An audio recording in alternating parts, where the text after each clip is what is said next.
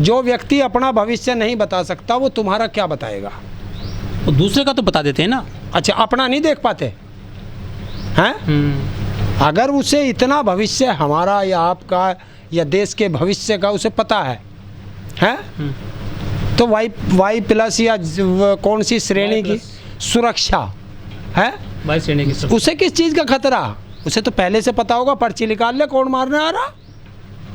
तो यही तो इस देश का दुर्भाग्य है कि कितने बड़े बड़े ढोंगी पाखंडी लोग इस देश में बड़े हैं। ये उसके पाखंड का पहला सबूत है, और तो सबूत पूछने की जरूरत ही नहीं, ये पहला सबूत है। लेकिन जब 2 जून को हादसा हुआ उड़ीसा के बालासोर में, तो उनका बयान आ गया था 2-3 बाद कि हमें पता था कि ये रेल हादसा होने वाला है। जिस तरह से महाभारत हुआ था और श्री कृष्ण को पता था कि महाभारत होगा, ये लोग मारे जाएंगे, ये बचेंगे, ये राजा होगा, उसी तरह से हमें पता था कि रेल दुर्घटना होने वाली है, लेकिन हमने लोगों को बताया नहीं, क्योंकि अनहोनी को कोई नहीं टाल सकता। देखिए, एक चीज़ होती है, मरे पीछे तो डॉक्टर बहुत, तो मरने के बाद तो अब सब बताएंगे। घटना होने के बाद ऐसे पाखंडी ज्योतिषी बहुत। अगर इसे पता था तो इसने जान के हत्या कराई है? इस पे तो 302 के मुकदमे चलने चाहिए। कुछ लोग करेंगे षड्यंत्र में शामिल है रेलवे में जो हादसा हुआ है। भाई देखिए, अगर मुझे पता चल जाए कि मेरे दुश्मन पे भी हमला होने वाला है, तो ये मेरा कर्तव्य बनता है कि मैं अगर दुश्मन को ना बताऊं तो पुलिस को ज़रूर बता दूं कि उस पर हमला होने वाला है, ऐसी मुझे जानकारी मिली है। ये तो फर्ज बनता है आम नागरिक का। और इसने भारत के 300 से ज़्यादा लोगों की हत्या हुई है, दुर्घटना मृत्यु हुई है, हजारों से ज़्यादा घायल हुए हैं, भारत की संपत्ति का नुकसान हुआ है। तो ये तो सबसे बड़ा भारत का गद्दार व्यक्ति है। इस गद्दार को तो तुरंत जेल भेज देना चाहिए, लेकिन भेजेगा कौन?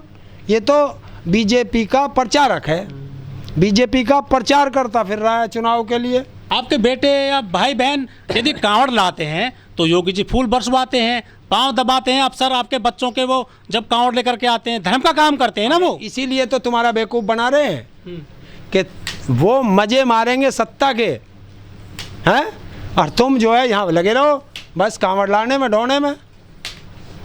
नहीं, क्या आप कांवड़ वालों को हमेशा निशाना बनाते हो? निशाना नहीं बना रहा, धर्म करो, धर्म में कोई बुराई नहीं, लेकिन धर्म को राजनीति से मत जोड़ो। जिस देश ने धर्म को राजनीति से जोड़ा है उस देश का नाश हुआ है। और धर्म मजबूत हो रहा है पूरी दुनिया में, हिंदू राष्ट्र की जो है धर्म कब प्रचार चल रहा है। धर्म कब कमजोर था? डंका बज रहा है हिंदू धर्म का। अच्छा, हिंदू खतरे में है क्या? खतरे में है, ऐसा ही कहते हैं लोग। कहते हैं। आज उनसे पूछना, 80% लोग हिंदू हैं, जिसे हिंदू कह लो, सनातनी कह लो, जो भी रेशियो है। अरे यार, मैं तो कह रहा हूँ 70-80% हिंदू है भारत में, है वो खतरे में है। इस भारत के अंदर 1% सिख समाज है, 1%। आज तक किसी एक सिख समाज के नेता से, गांव के आदमी से या किसी सिख के बिजनेसमैन से आपने कहा, उनके मुंह से सुना है कभी कि सिख समाज खतरे में है? और छोटे तब जैनियों ने भी नहीं कहा ना, ऐसा ही कह रहे हैं ना, कह रहे 80% वाले इस खतरे में आ रहे हैं। और सुनो, देश का प्रधानमंत्री सिख, देश का राष्ट्रपति मुस्लिम, तब हिंदू खतरे में नहीं था। आज मुख्यमंत्री अधिकतर प्रदेशों में, सारे संस्थाओं पर, सब पर वे हिंदू हैं। डीजीपी सारे हिंदू, मैं तो सब संस्थाओं के प्रमुख हिंदू हैं, अधिकतर सांसद हिंदू हैं, और फिर भी हिंदू खतरे में, तो डूब के मर जाना चाहिए इन लोगों को। नमस्कार, मैं उमदेव। आज हमें गाजियाबाद में हमारे साथ है हरेंद्र ताऊ जी, और इस बार हम चर्चा कर रहे हैं धीरेंद्र शास्त्री पर। धीरेंद्र शास्त्री का कैंप लगने वाला है दिल्ली में और ग्रेटर नोएडा में।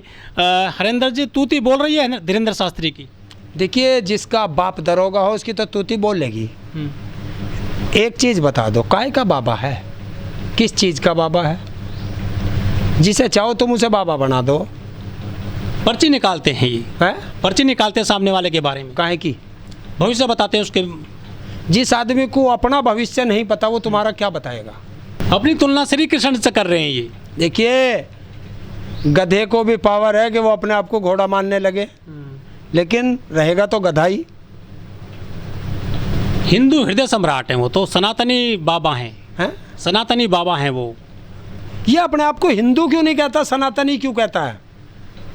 ये सवाल बताओ, आप जवाब दो। कहता है खून हमारा धर्म है और सनातनी हमारा धर्म है। देखिए, तो हिंदू क्यों, ये फिर हिंदू क्या है? इससे पूछ के आओ कि तू अपने आप को हिंदू क्यों नहीं कहता अपने आप को। यही एक कमी है इस देश को मूर्ख बनाने के लिए। तुम्हें हिंदू बताएंगे, अपने आप को सनातनी बताएंगे, अपने आप को हिंदू नहीं बता सकते, क्योंकि हिंदू कहना गाली है। हिंदू हृदय सम्राट लिखते हैं लोग इसको। कौन?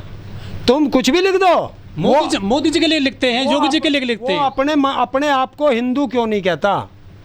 लेकिन नारे दिए जाते हैं। कोई भी इस तरह का व्यक्ति अपने आप को हिंदू नहीं कह सकता। लेकिन नारे लगते हैं हमारे देश में तो कि हिंदू होने पे गर्व है, हैं? हिंदू होने पे गर्व है। तो वो कौन लगाते हैं? भारतीय होने पर मुझे गर्व है, ये नारे नहीं लगाएंगे। आपने कभी देखा? अच्छा, आज आपसे मैं एक बहुत अच्छा सवाल पूछता हूँ, और जो लोग ये नारे लगाते हैं वो भी अपने घर जाके तसल्ली से सोचे, उसके बाद फिर मुझे गाली दें, क्योंकि कमेंट में देंगे आज बहुत सारे गाली। कभी राजनाथ के लड़के ने आकर के सभाओं में कहा है, रैलियों, इसमें जुलूस में? अमित शाह के लड़के ने कभी आके कहा है? जो भी ठेकेदार बन रहे हैं भारत के, किसी राजनेता के बेटे ने आके कहा है, किसी उद्योगपति के बेटे ने आके कहा है, किसी ब्यूरोक्रेट के बेटे ने आके कहा है? किसी ने कहा है क्या? इनमें से अभी देखना, कांवर लेने कितनों के बेटे जाते हैं, बता देना मुझे। वो देश संभाल रहे हैं सर। हैं? देश संभाल रहे हैं। तुम देश संभालोगे और हम यहाँ दंगे करेंगे। धर्म बचा रहे हैं वो। अच्छा, क्यों धर्म बचाने का काम उनका नहीं है? उनका नहीं है क्या? राजनेताओं के बेटे धर्म नहीं बचाते, इसका मतलब वे धर्म के खिलाफ है? अमित शाह का बेटा धर्म के खिलाफ है? राजनाथ का बेटा धर्म के खिलाफ है? वो क्यों नहीं आता धर्म बचाने? आपके तुम्हारे बेटे क्यों जाते हैं धर्म बचाने? गरीब आदमी के बच्चे, SC ST OBC के बच्चे ही क्यों जाते हैं धर्म बचाने? लेकिन धीरेन्द्र शास्त्री तो वही काम कर रहे हैं ना, हिंदुओं को मजबूत करने का। क्यों? वो कैसे कर देगा मजबूत? जो उन्हीं क्या दिया उसने हिंदुओं को? कथा सुनने आते हैं उनके यहाँ पर लाखों लोग, महिला आती हैं बहुत सारी। तो कौन मजबूत हो रहा? वो पाखंडी मजबूत हो जगा रहा। रहे हिंदुओं को वो पाखंडी मजबूत हो रहा। कितना रुपया ले रहा? लेकिन धर्म का ज्ञान तो दे रहे हैं। क्या ज्ञान दे रहे? क्या ज्ञान दे रहे? ये मुझे भी पता है कि माँ बाप की सेवा करनी चाहिए, ये आपको भी पता। वो कौन सी मुझे बता रहा? ये जितने भी पाखंडी लोग हुए हैं ये कहते हैं मोह माया से दूर रहिए, धन दौलत से दूर रहिए, और पता है एक प्रोग्राम करने के पता करने के 15-15, 20-20, 25-25 लाख ले जाते हैं। लेकिन जो कहाँ से आता है वो पैसा? वो हम जैसों से ही तो इकट्ठा होता है। तो हमें तो ये लूटने वाले हैं, लूटने वाले हैं। और अगर तुम्हें धर्म का रास्ता दिखा रहे हैं वो। कौन दिखा सकता है धर्म का रास्ता? वो प्रवचन देते हैं, कथा करते हैं। कथा तो तुम अपने घर कर लो। क्या करना? रामायण पढ़नी है, तुम्हारे घर है, पढ़ लो। महाभारत पढ़नी है, तुम्हारे घर है। गीता पढ़नी है, तुम्हारे घर है। या उसमें से वो कुछ अलग बता देगा। हो सकता है तुम संस्कृत ना जानते हो, इतना ही तो हो जाएगा। हिंदी में आ रही है, हिंदी पढ़िए। अच्छा, जो रेलवे में जो जिन लोगों की मृत्यु हुई है, कुछ अज्ञात लाशें हैं, कुछ लोगों ने सवाल खड़े कर दिए हैं कि जिन लाशों की शिनाख्त नहीं हो पाई है, जिस तरह से धीरेन्द्र शास्त्री पर्चा देख करके बताते थे सामने वाले के बारे में, भविष्यवाणी कर देते हैं, तो वो लोग कह रहे हैं, सवाल जो उठा रहे हैं कि वो अज्ञात लाशों का शिनाख्त कर दीजिए पर्चा निकाल करके, क्यों नहीं बता देते हैं कि फला व्यक्ति की लाश है, फला परिवार को मिल जानी चाहिए लाश। किसको पता?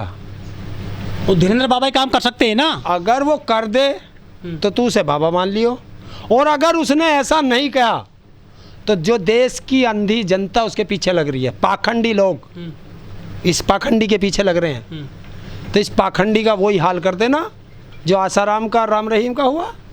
कई बाबा जेल में है, लेकिन उसके बावजूद जो इन ऐसे बाबाओं की संख्या बढ़ रही है, लोग जो श्रद्धालु बढ़ते जा रहे हैं ऐसे लोगों के। शिक्षा का अभाव, भारत के अंदर शिक्षा का अभाव है। जब तक शिक्षा भारत की मजबूत नहीं होगी, ऐसे पाखंडी रोज खड़े होंगे। लेकिन कैंप लग रहे हैं, बड़े बड़े तंबू लगाए जा रहे हैं। मैंने क्या कहा? शिक्षा का अभाव है, ज्ञान का अभाव है। कुछ लोग कह रहे हैं कि बीजेपी के बाबा हैं ये। और वो तो है, जितने हैं सारे उसमें मिले। राम रहीम के चरणों में कौन लौटता था? ये नरेंद्र मोदी। बीजेपी का एक नेता ऐसा नहीं है जो राम रहीम के चरणों में ना लौटता हो, आसाराम के चरणों में ना लौटता हो, और अब इसके चरणों में। ये क्यों? वोट की राजनीति। और तुम बाबा बाबा करते रहोगे, तुम्हारा ध्यान भटका देंगे। अभी वो आया ना असम में या मणिपुर में, कहाँ आतंकवादियों उग्रवादियों का साथ लेकर सरकार बनाई है, आया ना? उस पर किसी दलाल मीडिया ने चर्चा की है? नहीं करेंगे। और अगर ये काम कोई दूसरी पार्टी कर देती तो सारी बीजेपी कच्छे से भी बाहर आ जाती। तो ये है इस देश का, क्योंकि यहाँ मीडिया को कंट्रोल, सारे संस्थान कंट्रोल, संविधान को मानना नहीं, लोकतंत्र खत्म, तानाशाह का राज शुरू। ये इस देश में चल रहा है। और देखते रहना, इस देश का नाश करने में बीजेपी से आगे कोई निकल नहीं सकता।